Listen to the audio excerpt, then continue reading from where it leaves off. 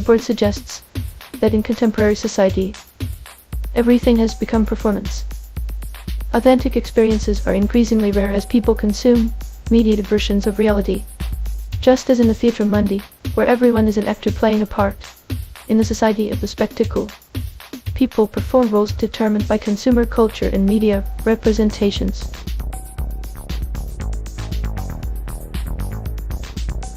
In the Theatrum Mundi, the line between performance and reality is blurred. Similarly, Debord argues that the spectacle creates an illusory reality that masks genuine human relations. The spectacle isn't just a collection of images, it's a social relationship mediated by images.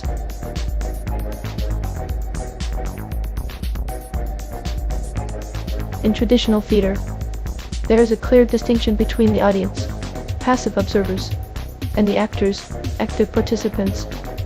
Debord's critique suggests that modern society has turned everyone into passive spectators, consuming a spectacle, but rarely engaging in authentic, meaningful action. Just as in a theater where there are directors, playwrights, and producers controlling the narrative, Debord suggests that the spectacle is controlled and perpetuated by those in power. This elite uses the spectacle to reinforce its dominance, ensuring that the masses remain passive consumers.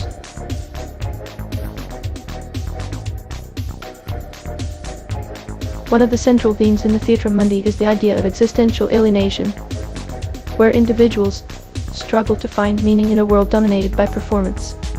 Debord echoes this by highlighting how the spectacle results in alienation. People become estranged from their own lives, which are increasingly mediated and distant from genuine human interaction.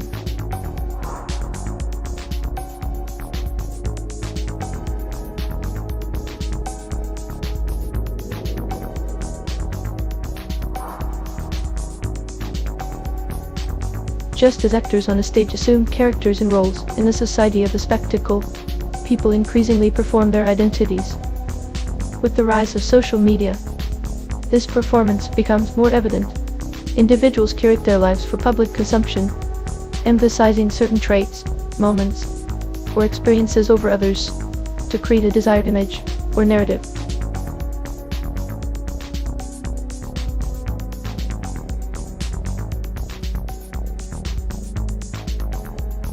As the spectacle gets deeper and deeper in our society, the distinction between genuine experiences and their representations becomes increasingly blurred. This can lead to a detachment from true experiences and a preference for the simulacrum, so a copy or representation that replaces or imitates an original. It goes beyond mere imitation and often becomes a substitute for reality itself. In essence, the representation or the image might be preferred over the real.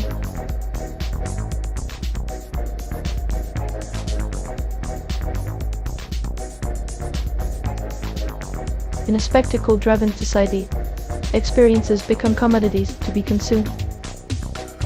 Vacations, for instance, might be taken not for relaxation, but for the photo opportunities they present. The actual experience becomes secondary to the representation of that experience.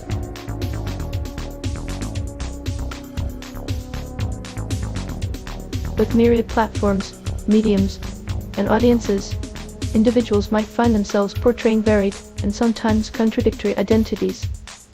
The cohesion of a singular identity can fracture in the multiplicity of the spectacle.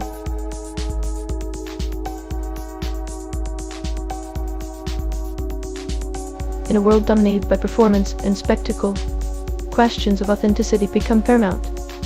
What does it mean to be genuine in a world where everything is staged for consumption? Just as the Theatrum Mundi topos suggests that the world can be perceived as a constructed stage, the modern media landscape often foregrounds the idea that reality is constructed, malleable, and subject to manipulation. This has profound implications for how truth, facts, and objectivity are perceived and understood.